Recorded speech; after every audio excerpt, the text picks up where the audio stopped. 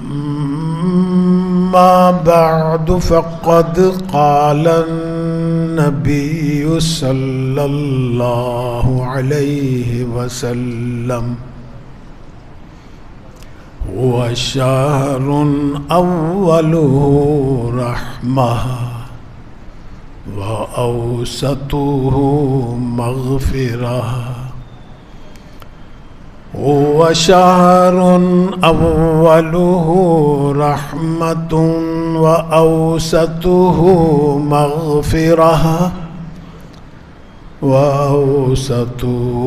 مغفرة وآخره عتق من النيران أو كما قال النبي صلى الله عليه وسلم صدق الله مولانا العظيم وصدق رسوله النبي الكريم ونحن على ذلك من الشاهدين والشاكرين والحمد لله رب العالمين.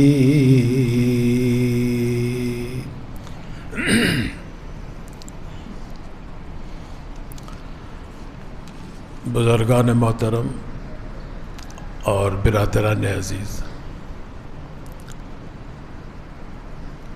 اس نشست میں سرکار دو عالم صلی اللہ علیہ وسلم کے ایک طویل حدیث کا ایک مختصر سا ٹکڑا آپ کی خدمت میں پیش کیا گیا، جس کا ترجمہ یہ ہے کہ رمضان کا مہینہ وہ مہینہ ہے جس کا پہلا حصہ سراسر رحمت ہے، وَأَوْسَطُهُ مَغْفِرَةٌ، اور اس کا درمیانی حصہ بخشش و مغفرت کا حصہ ہے، اور اس کا آخری حصہ اس مہینے کا عتق من النیران، جہنم سے آزادی کا حصہ ہے۔ اس حدیث پر اگر غور کریں تو معلوم ہوتا ہے کہ سرکار دو عالم صلی اللہ علیہ وسلم نے اس مہینے کو 3 دہائیوں میں تقسیم کیا ہے، 3 عشروں میں تقسیم کیا۔ عشر کا معنی ہوتا ہے 10، دہائی بھی 10 کو کہتے ہیں۔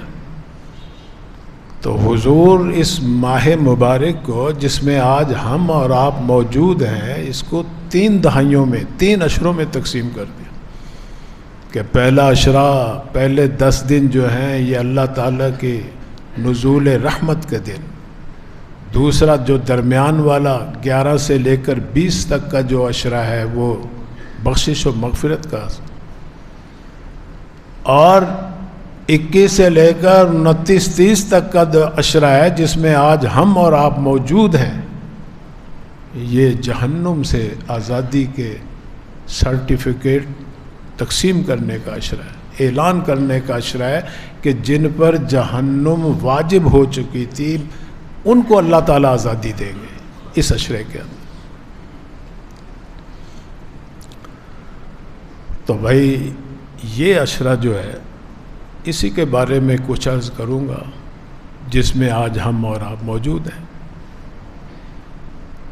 اس عشرے کے بارے میں علماء نے لکھا ہے کہ یہ اپنے گوناگوں طرح طرح کی عبادات کی وجہ سے صرف 10 دن کا نہیں ہے، 20 دنوں کا یہ عشرہ ہے۔ حالانکہ عربی میں عشر کے معنی تو 10 ہوتے ہیں، عشرہ 10 دنوں کو کہتے ہیں، لیکن بھی علماء یہ کہہ رہے ہیں کہ نہیں، ان کو 10 دن نہ شمار کرو، ان عشرے کو، اس عشرے کو، آخری عشرے کو، اس کو 20 دنوں کے برابر سمجھو۔ کیوں؟ اس لیے کہ پہلے جو عشرہ گزرا ہے یا دوسرا جو عشرہ گزرا ہے نا، اس کے دن جو ہیں نا وہ عبادت سے بھرپور ہیں، راتیں خالی ہیں عبادت سے۔ اور بھئی یہ جو عشرہ جو رواں ہے، جاری ہے، جس میں آج ہم اور آپ بیٹھے ہوئے ہیں، اس عشرے کے دن بھی عبادت سے بھرپور ہیں، راتیں بھی عبادت سے معمور ہیں، بھری پڑی۔ کیسے؟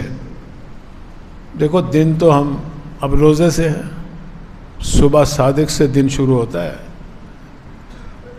اور سورج کے غروب ہونے تک دن رہتا ہے، تو روزہ تو نام ہی اسی کا ہے، صبح صادق سے لے کر سورج کے غروب ہونے تک نہ کچھ کھائے نہ کچھ پیے۔ یہ روزہ فرض عبادت ہے اللہ کی۔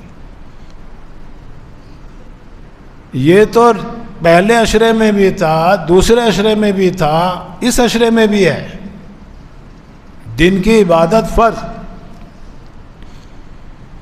لیکن بھئی اب یہ جب عشرہ شروع ہوتا ہے تو اس میں ایک عبادت اور آ جاتی ہے، اعتکاف کی عبادت۔ پہلے عشرے میں نہیں ہے وہ، دوسرے میں نہیں ہے۔ ہاں ویسے تو تم سارا مہینہ بھی بیٹھ سکتے ہو، وہ نفلی عبادت سمجھی جائے گی، لیکن سنت موقتہ، سرکار دو عالم صلی اللہ علیہ وسلم ساری زندگی جس پر عمل کرتے رہے اس کو سنت کہتے ہیں۔ دیکھو نا، شروع میں حضور اکرم صلی اللہ علیہ وسلم جب رمضان آیا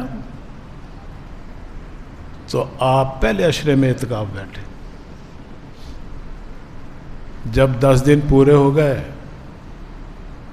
پھر دوسرے عشرے کا اعتکاف شروع کر دیا آپ نے، آپ کے ساتھ اور صحابہ بھی بیٹھے کچھ۔ جب دوسرا عشرہ ختم ہونے کو آیا، 20واں روزہ ہوا شروع، تو شام کے وقت سورج غروب ہونے سے پہلے ہی کچھ لوگوں نے اپنا سامان گھر بھیج دیا کہ بس اب ہمارا ختم ہو جائے گا اعتکاف۔ لیکن سرکار دو عالم صلی اللہ علیہ وسلم نے جب دیکھا کہ لوگ اب گھر جانے کو تیار ہیں، جب سورج غروب ہوگا دن ختم ہو جائے گا، 20 دن کا اعتکاف، تو آپ نے فرمایا کہ سنو مسلمانوں، میں جو پہلا عشرہ اعتکاف بیٹھا تھا شب قدر کی تلاش کے لیے بیٹھا تھا، مجھے اس میں نہیں میسر ہوئی، میں پھر دوسرے عشرے میں بیٹھ گیا کہ اس عشرے میں مل جائے مجھے۔ وہ عشرہ بھی خالی رہا، اس میں بھی نہیں ملی۔ مجھے اللہ کی طرف سے بتلایا گیا کہ جس رات کی تلاش میں تم اعتکاف بیٹھ رہے ہو وہ تو آخری عشرے میں ملے گی تمہیں، تو اس لیے بھی میں اب آخری عشرہ بھی بیٹھوں گا، اور تم بھی آخری عشرے کا اعتکاف کرو شب قدر کی تلاش کے لیے۔ تو سرکار دو عالم صلی اللہ علیہ وسلم پھر ہمیشہ آخری عشرے کا اعتکاف بیٹھتے تھے شب لیلۃ القدر کی تلاش کے لیے، اس لیے کہ لیلۃ القدر اس کے نام سے ہی پتہ چل رہا ہے بڑی قدر والی رات ہے۔ خود اللہ تعالیٰ فرما رہے ہیں، فرمایا کہ انا انزلناہ فی لیلۃ القدر وما ادراک ما لیلۃ القدر۔ پتہ بھی ہے تمہیں لیلۃ القدر کی کیا شان ہے، ہمارے ہاں کیا اس کی عظمت آن ہے۔ فرمایا کہ لیلۃ القدر خیر من الف شہر، یہ 1000 مہینوں سے بڑھ کر ہے، برابر نہیں۔ اس رات کے اندر اگر تم ایک نیکی بھی کرو گے، ایک ساری رات نہ صحیح اس کا کچھ حصہ بھی پالو گے، تو ایسے ہے جیسے تم نے 83 سال سے بھی زیادہ اللہ کی عبادت کر لی. تو حضور اکرم صلی اللہ علیہ وسلم کی جو سنت کہتے ہیں اس کو کہ آخر وقت تک سرکار کا اس پہ عمل رہا. دیکھو نماز کے اندر بھی کئی تبدیلیاں آئی ہیں, روزے کے اندر بھی کئی تبدیلیاں آئی ہیں, ہر عبادت کے اندر کئی تبدیلیاں ملیں گی آپ کو کہ ابتدائے اسلام میں اس کی شکل کچھ اور تھی, پھر کچھ اور ہوگی. جیسے جیسے اللہ تعالیٰ وحی نازل کرتے رہے, حکم دیتے رہے, نماز میں بھی تبدیلی آتی رہی, روزے کی عبادت میں بھی تبدیلی آتی رہی, اور عبادتوں میں بھی. سنت اس کو کہیں گے جو آپ کی زندگی کا آخری عمل ہے, جو کہ آپ دنیا سے رخصت ہو گئے, وہ سنت کہلاتی ہے. اور حدیث کے اندر آپ کی ہر ادا موجود ہوگی. حدیث تو اس کو کہتے ہیں جو آپ نے کچھ فرما دیا وہ لکھ لیا گیا, جو آپ نے کچھ کر کے دکھا دیا وہ لکھ لیا گیا. اب کون سی حدیث قابل عمل ہے, اب کون سی نہیں ہے, یہ ہمیں فقہا مجتہدین وہ بتائیں گے. تو اس لیے نماز پڑھنی وہ چاہیے جو سنت کے مطابق ہو, حدیث کے مطابق نہیں. حدیث میں تو بہت کچھ آئے گا کہ شروع میں آپ ہر اٹھتے بیٹھتے رفع دین کرتے تھے, بعد میں منع کر دیا. آخری وقت کی نماز کیا تھی آپ کی؟ حدیث میں تو یہ آئے گا کہ آپ رفع دین کرتے تھے, بھری پڑی حدیثیں. بھائی کرتے تھے, یہ دیکھو کہ آخری نماز کیسے تھی آپ کی, وفات تک کون سی نماز پڑھتے رہے, رفع دین کے ساتھ پڑھتے رہے یا ترک کر دی تھی. اس طرح کی بے شمار مثالیں. دیکھو شروع میں روزہ جب ہم آپ رکھتے تھے, صحابہ کرام زمانے میں جب صحابہ رکھتے تھے, روزہ افطار کر لیا سورج کے غروب ہونے کے بعد. اب اگر تمہیں نیند آ گئی نا, عشاء کی نماز پڑھ کے فرض کرو لیٹ گئے اور آنکھ لگ گئی, سو گئے, اب اگر بیدار ہوئے تو روزہ شروع ہو گیا تمہارا, اب نہیں کھا پی سکتے تم, اب روزہ شروع ہو گیا, جاگتے رہو بس, سونا نہیں. اللہ تعالیٰ نے اس میں تبدیلی کر دی کہ اب رات کو بھی تم کھا سکتے ہو, سو بھی سکتے ہو, پی بھی سکتے ہو, اپنی ازدواجی تعلقات بھی قائم کر سکتے ہو. یہ تبدیلی ہے روزے کے اندر. اور بھی بے شمار مثالیں ہیں, لیکن ہم نے یہ دیکھنا کہ سرکار کی سنت کیا تھی, عبادات کے اندر آخری عمل کیا تھا آپ کا, کیونکہ اس کے بعد تو اس میں تبدیلی آئے گی نہیں, آپ تو دنیا سے پردہ فرما گئے. تو اس لیے یہ جو حضرات اعتکاف آخری عشرے میں بیٹھے ہیں, ادھر والے بھی ادھر والے, یہ سنت مؤکدہ ہے, سرکار کی ہمیشہ کی سنت ہے. پھر آپ شروع میں صرف ایک دفعہ پورا مہینہ بیٹھے, وہ بھی شب قدر کی تلاش کے لیے. جب پتہ چل گیا کہ اللہ تعالیٰ نے وہ آخری عشرے میں رکھا ہے تو پھر آخری عشرے بیٹھتے رہے. آپ پردہ فرما گئے تو آپ کی اہلیہ, آپ کی زوجات, ہماری امہات المومنین بیٹھتی رہیں. بہرحال یہ عشرہ اعتکاف کی عبادت سے بھی بھرا ہوا ہے, دن بھی بھرا ہوا ہے, رات بھی بھری ہوئی ہے. اعتکاف رات کی عبادت بھی ہے, دن کی عبادت بھی ہے. روزہ صرف دن کی عبادت تھی, وہ پچھلے عشروں میں بھی تھی, اس عشرے میں بھی ہے. اسی طرح سرکار فرماتے ہیں کہ یہ جو طاق راتیں آ رہی ہیں اس عشرے میں, جاگ کر گزارو, زیادہ امکان ہے, زیادہ احتمال ہے کہ انہی میں تمہیں شب قدر مل جائے گی. یہ تو ہمارے اور آپ کے لیے ہے, لیکن موتقب حضرات تو سو کے بھی گزاریں گے تو ان کی تو شب قدر یقینی ہے, انہیں تو مل کر ہی رہے گی, ان کا سونا بھی عبادت ہے. ہمیں آپ کے لیے حکم ہے کہ اگر کوئی تلاش کرنا چاہتا ہے, شب قدر حاصل کرنا چاہتا ہے, تو پھر طاق راتوں میں جاگ لیں. بلکہ تاک کیا، جو نوجوان طاقتور قوی انسان ہیں، لوگ ہیں، وہ تو جفت میں بھی جاگیں، پورا عشرہ جاگیں رات. اور جو بیمار ہیں، ضعیف ہیں، کمزور ہیں، چلو وہ پورا عشرہ نہیں جاگ سکتے، تاک راتوں میں جاگ لیں، شب قدر مل جائے گی انہیں. تو اس عشرے کی راتیں جو ہیں وہ بھی عبادات سے بھری پڑی ہیں. دیکھو مساجد کے اندر، تراویح کے اندر قرآن کریم پڑھے جاتے ہیں، ختم کب کرتے ہیں لوگ؟ اکثر 90-99% جو ہے نا جی، جیسے ہی 21ویں رات شروع ہوگی قرآن کریم کے ختم شروع ہونے ہو جائے گی. 21ویں کو ختم ہو رہا ہے، کسی مسجد میں 22ویں کو ختم ہو رہا ہے، 23ویں کو، 24ویں، 25، 29ویں تک. ہمارے یہاں 29ویں کو ختم ہو. تو پورا عشرہ رات کو قرآن کریم کے ختمات شریف سے بھرا پڑا ہے، شب قدر کی تلاش سے بھرا پڑا ہے. قرآن کریم کے نزول بھی اسی عشرے میں ہوا، کیونکہ لیلۃ القدر اسی عشرے میں ہے. اللہ تعالیٰ فرماتے ہیں ہم نے قرآن نازل ہی لیلۃ القدر میں کیا. فرمائے کہ انا انزلناہ فی لیلۃ القدر، ہم نے یہ قرآن لیلۃ القدر میں نازل کیا.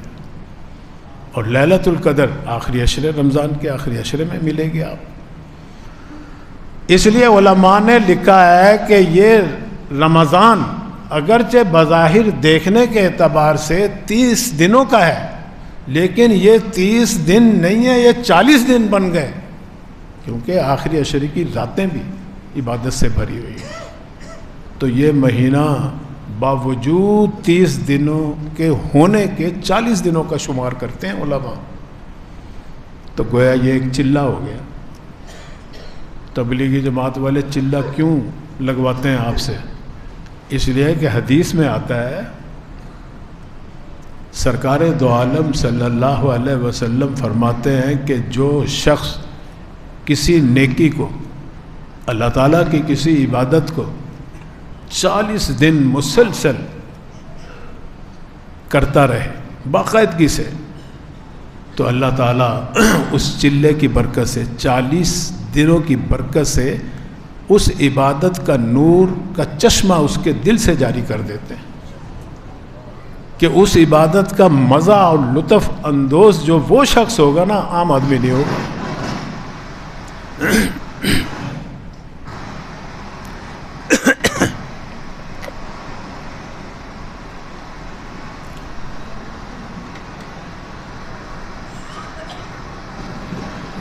تو میں عرض یہ کر رہا تھا کہ رمضان کے مہینے کو سمجھو ہم چلہ پورا کر رہے ہیں، چلہ. اور بھائی محترم بزرگوں، دوستو، ایک اور وجہ بھی ہے اس آخری عشرے کی فضیلت.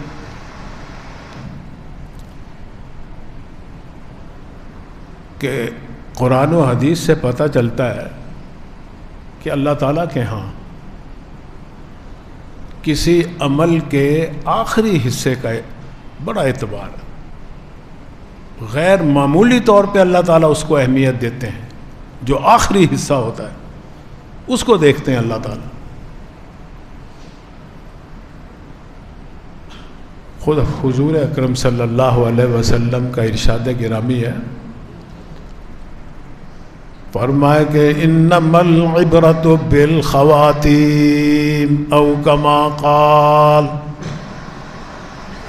کہ اعتبار جو ہے اعمال کا دار و مدار جو ہے وہ اس کے خاتمے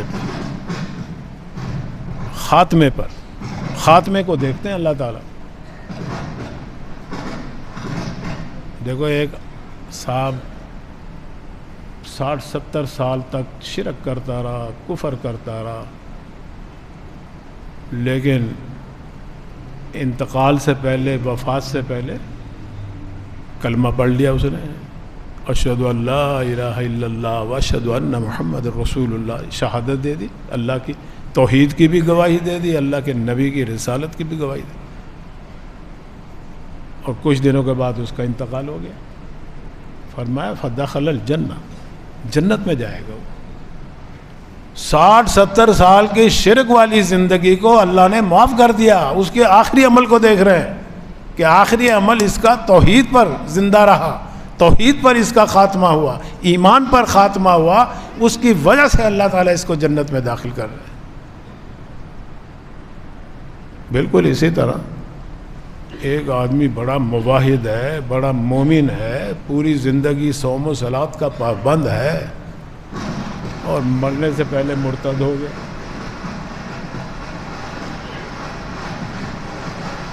مرنے سے انتقال ہو گیا اس کا. ایک صاحب پوری زندگی توحید پہ گزار رہا ہے,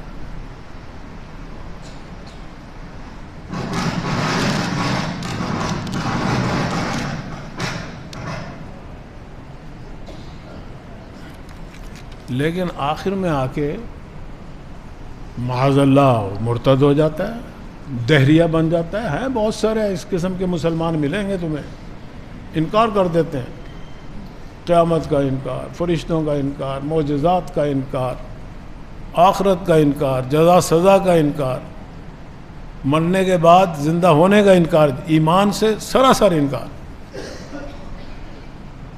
اور پھر اسی ارتداد پر, حالت کفر پر اس کا خاتمہ ہو جاتا ہے. تو وہ جو پیچھے 50-60 سال جو اس نے زندگی گزاری ایمان پر, اسلام پر, اس کا کوئی اعتبار نہیں. ارتداد پر مرا, جہنم میں جائے گا یہ شخص. میں اپنی طرف سے نہیں کہہ رہا, قرآن و حدیث کا یہ فیصلہ ہے. تو اللہ کے نبی فرما رہے ہیں انما العبرۃ بالخواتیم. اللہ تعالیٰ کے ہاں اعتبار جو ہے خاتمے کا ہے. ہم رمضان کے بالکل آخری عشرے میں بیٹھے, آخری دنوں میں بیٹھے. اب جب ہفتہ کل کو آئے گا تو پھر اور ہفتہ نہیں آئے گا, اتوار کے بعد دوسرا اتوار نہیں آئے گا, پیر کے بعد دوسرا پیر نہیں آئے گا. یہ ہر دن آخری دن ہے.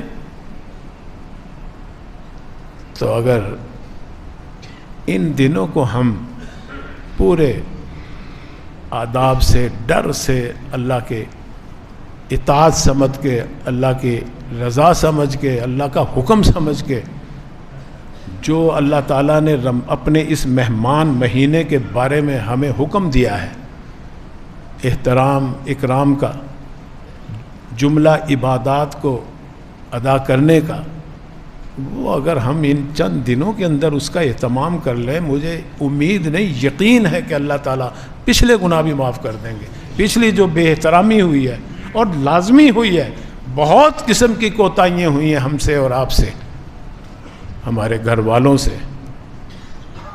سارا بازار کھلا ہوا ہے, پتہ ہی نہیں. مجھے کل ہی کوئی صاحب بتلا رہے تھے, وہ ہیں صبح کے پی کے یہاں آئے ہوئے چشتیاں میں.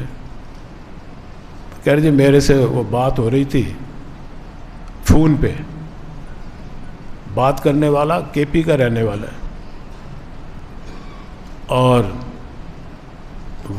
جس سے بات ہو رہی ہے وہ بھی کے پی کا ہے, لیکن رمضان یہاں گزارنے آیا ہوا. فون پہ جب بات ہو رہی تو وہ کوئی کال, ویڈیو کال تھی, اس میں دیکھ رہا ہے کہ لوگ بازار میں کھا بھی رہے, پی بھی رہے. وہ بڑا حیران ہوا, کہنے لگا وہ تمہارے پنجاب میں رمضان کا احترام نہیں ہے؟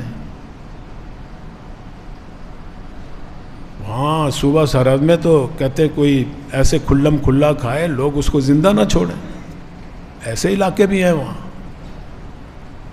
لیکن بھی ہمارے ہاں تو حاصل پور ہو, چشتیاں ہو, بہاولپور ہو, لاہور ہو, صبح شام کوئی, حالانکہ قانون ہے, آئین میں موجود ہے, احترام آرڈیننس موجود ہے, لیکن نہ حکومت کو کوئی پرواہ, نہ حکومت کے نمائندوں کو کوئی پرواہ یہاں, نہ ہمیں اور آپ کو کوئی پرواہ. ہم بھی اسی میں شامل ہیں. کھلم کھلا سموسے پکوڑے سب کھا رہے ہیں, پی رہے ہیں, بن رہے بنا رہے ہیں.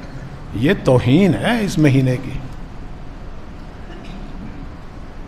شریعت تو کہتی ہے کہ اگر کوئی مسافر حالت سفر میں ہے اس کو اللہ نے اجازت دی ہے کہ وہ روزہ چھوڑ دے, جب مقیم ہوگا اس وقت اس کی قضا کرے.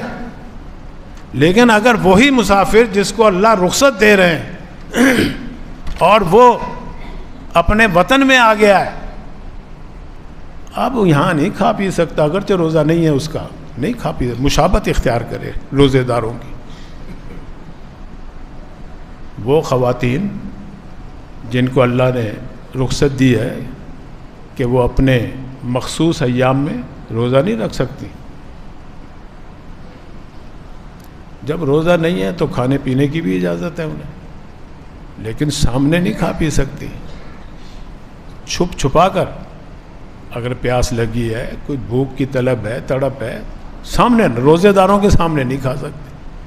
کھا سکتی ہے چھپ کر. لیکن اگر یہی خاتون پاک ہو گئی، جب روزہ رکھنا تھا اس وقت ناپاک تھی، روزہ نہیں رکھا، دن بھر میں کسی وقت وہ پاک ہو گئی، اب جناب وہ چھپ کر بھی نہیں کھا پی سکتی. اب روزے داروں کی مشابہت اختیار کرنا فرض ہے اس کے اوپر. یہ ہے اس مہینے کا احترام. ہم تو اسلام سے واقف ہی نہیں ہیں کہ اس کی کیا اکرام ہے، کیا احترام ہے، کیا آداب ہیں اس مہینے کے. تو میں عرض یہ کر رہا تھا کہ اگر ان چند دنوں کے اندر بھی اللہ سے ڈر گئے ہم، کیونکہ روزے کا دیکھو مقصد جو اللہ تعالیٰ بتلا رہے ہیں نا، جہاں فرضیت کا حکم دیا اللہ نے روزے کا، وہاں اس کی حکمت بھی بتائی ہے کہ میں نے کیوں روزہ فرض کیا. فرمایا کہ یا ایھا الذین آمنوا کتب علیکم الصیام کما کتب علی الذین من قبلکم لعلکم تتقون. تم پر بھی روزہ فرض کیا، تم سے پہلی ساری امتوں پر فرض کیا میں نے، تتقون، تاکہ تمہیں اللہ تعالیٰ کی حاکمیت کا ڈر پیدا ہو جائے. حاکم مانتے ہیں، ایمان ہے ہمارا کہ اللہ حاکم، احکم الحاکمین ہے، بلکہ صرف حاکم نہیں، اقتدار اعلیٰ کو بھی تسلیم کرتے ہیں، لیکن یہ ڈر خوف ہے اللہ کا. چھوٹے سے چھوٹا دنیا کے حاکم جتنا بھی اللہ کا ڈر خوف ہمارے اندر نہیں. تھانے دار سے سب ڈرتے ہیں، تھانے میں جاتے ہوئے لوگ ڈرتے ہیں، تو تھانے دار سے تو اپنا روب ہے اس کا. اے سی سے ڈریں گے، ڈی سی سے ڈریں گے، ادنا سے ادنا افسر سے ڈرتے ہیں کہ یہ حکومت کا نمائندہ ہے، اس کا ڈر ہمارے اندر موجود ہے، دیکھ نہ لے ہمیں کوئی. لیکن اللہ کا ڈر ہے اتنا نہیں، ہرگز. اللہ تعالیٰ کہتا ہے میں تو روزہ فرض ہی تمہیں اندر اس لیے فرض اوپر تمہارے کیا ہے تاکہ تمہارے اندر میری حاکمیت کا ڈر پیدا ہو. دیکھو نا، روزہ ہم رکھتے ہیں، نہیں کھاتے، سارا دن نہیں کھاتے، نہیں پیتے، سارا دن نہیں پیتے، کچھ ڈر ہے نا، بھی اللہ دیکھ رہا ہے. روزے کی حالت میں اس کا اثر ہے، اللہ نے ہر چیز کے اندر اثر رکھا ہے. جیسے اللہ تعالیٰ نے جڑی بوٹیوں میں اثر رکھا ہے، بیل بوٹوں میں اثر رکھا ہے، پھل پھولوں میں اثر رکھا ہے، بالکل اسی طرح اللہ نے اپنی عبادات کے اندر بھی اثر رکھا ہے. ان دنوں کے اندر بھی اللہ نے اثر رکھا ہے. تو روزے کی عبادت کے بارے میں اللہ تعالیٰ فرما رہے ہیں کہ یہ میں اس لیے فرض کیا ہے تاکہ میری حکومت کا ڈر تمہارے اندر پیدا ہو، تاکہ میرے قانون کی خلاف ورزی نہیں کرنی تمہیں. پانی نہیں پینا، کھانا نہیں کھانا. دیکھو ایک حدیث کا ایک واقعہ، یا واقعہ صرف واقعہ نہیں ہے، حدیث ہے. حدیث سرکار فرما رہے ہیں، یہ واقعہ سنا رہے ہیں پچھلی قوم کا، بنی اسرائیل کا ہے. بنی اسرائیل میں ایک شخص تھا، کفن چور کے نام سے مشہور تھا. لوگوں کے قبروں سے کفن چرا کے بیچ کے اپنی اولاد کی پرورش کرتا تھا. ساری زندگی یہی کام کرتا تھا، اور بھی برائیاں تھیں اس میں. جب مرنے کا وقت قریب آیا، اپنے اولاد کو بلایا اور پوچھنے لگا، کیوں صاحب میں تمہارا کیسا باپ ہوں؟ کہنے لگے آپ ہمارے بہت اچھے باپ ہیں، آپ نے ہماری ہر خواہش پوری کی، بہت اچھی ہماری پرورش کی آپ نے، ہمیں کسی چیز کی کمی نہیں آنے دی، بہت اچھے آپ ہمارے باپ. تو وہ شخص کہنے لگا پھر میری ایک وصیت ہے، اس پہ عمل کرو گے؟ ان کا جی، 1 کو 2 کو 3 کو جتنی کو ہم حاضر ہیں، ضرور کریں گے۔ کہنے لگا نہیں، بس ایک ہی وصیت ہے، اس پر اگر عمل کر دو تو تمہارا بہت ہی شکریہ ہوگا، بہت مشکور ہوگا تمہارا۔ ابا جان بتائیں تو صحیح، کون سی وصیت؟ کہنے لگے جب میرا انتقال ہو جائے، میں مر جاؤں، تو میری لاش کو جلا دینا، دفنانا نہیں، قبر میں نہیں ڈالنا، جلا دینا، آگ میں جلا کر اس کی ساری راکھ ایک کپڑے میں باندھ لینا، پوٹلی بنا لینا، اسے محفوظ رکھ لینا، اور جس دن کوئی سخت طوفان آئے، اندھیری چلے، تیز ہوا چلے، تو اس کو اڑا دینا۔ ابا جان کیوں؟ کہتا ہے نہیں، بس میری یہ وصیت ہے، تم نے اس پہ عمل کرنا ہے۔ اچھا جی، انتقال ہو گیا، بیٹوں نے اس کی وصیت پہ عمل کیا، جلا کر راکھ کر ڈالی، اس کو سنبھال کے رکھ لیا، جب طوفان آیا اڑا دیا، بکھر گئی وہ ساری اس کی راکھ۔ اب حدیث میں آتا ہے، سرکار دو عالم صلی اللہ علیہ وسلم فرماتے ہیں اللہ تعالیٰ نے اس کو حکم دیا، 4 عناصر کو، مٹی کو، ہوا کو، کیونکہ یہ ساری چیزیں تو اللہ کے حکم کے غلام ہیں۔ ہم بھی اپنے آپ کو کہتے تو ہیں کہ بندے ہیں ہم اللہ کے، عبد ہیں، عبد کا معنی غلام ہوتا ہے، نوکر، جو حکم دے بصر و چشم قبول، سر تسلیم خم، عبد تو اس کو کہتے ہیں۔ مولانا روم رحمۃ اللہ علیہ فرما رہے ہیں، فرمائے کہ خاک و باد و آب و آتش بندہ ان، خاک و باد و آب و آتش بندہ ان، با منو تو مردہ با حق زندہ ان۔ تیرے میرے نزدیک یہ ہے مردہ بے جان، اللہ کے نزدیک سب جاندار بھی ہیں، ذی روح بھی ہیں، ذی شعور بھی ہیں، عقل بھی ہے، ان کو اللہ نے دی۔ ہوا ہے، آگ ہے، مٹی ہے، پانی ہے، یہ 4 عناصر۔ تو جب اس کی راکھ اڑائی، اللہ نے حکم دیا ہوا کو، لے آؤ سارے ذرات لا کر جمع کرو، اللہ کے حکم سے اس کو زندہ کر دیا گیا۔ جب سامنے پیش کیا گیا تو اللہ نے پوچھا اس سے کہ وہ بندے یہ تو نے کیا حرکت کی؟ حالانکہ اللہ کو تو سب علم تھا، یہ تو ہمارے اور آپ کے سمجھانے کے لیے ہے واقعہ حدیث۔ اس نے کہا کہ یا اللہ، میں اتنا گناہ گار تھا، اتنے میں نے گناہ کیے، ایسے ایسے جرم کیے کہ اگر میں تیری پکڑ میں آ گیا تو میں عذاب سے بچ نہیں سکوں گا، بس تیرے ڈر کی وجہ سے میں نے یہ وصیت کی۔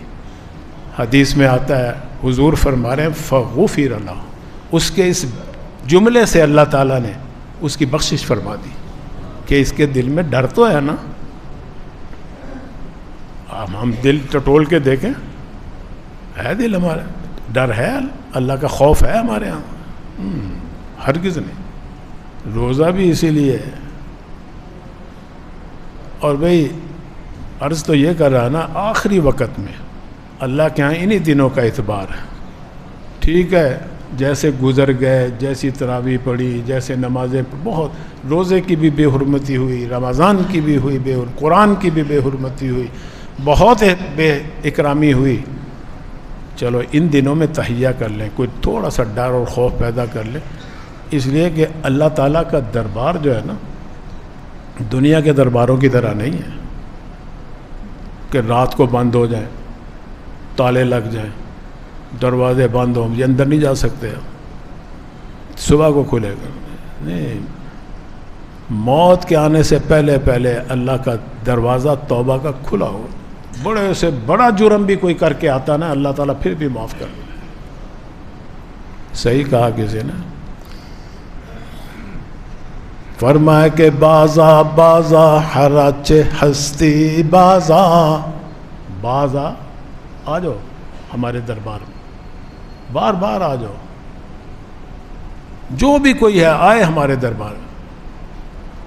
فرمائے کہ بازا بازا حراچ ہستی بازا، گھر کافر و گبر و بت پرستی بازا، کفر کیا ہے آؤ توبہ کرو، شرک کیا ہے، کوئی بڑے سے بڑا جرم، کوئی بڑے سے بڑا گناہ کیا ہے، نافرمانی کی، آؤ ہمارے دربار میں آ کے، آؤ تو صحیح ہمارے پاس، معافی تو مانگو، توبہ تو کرو۔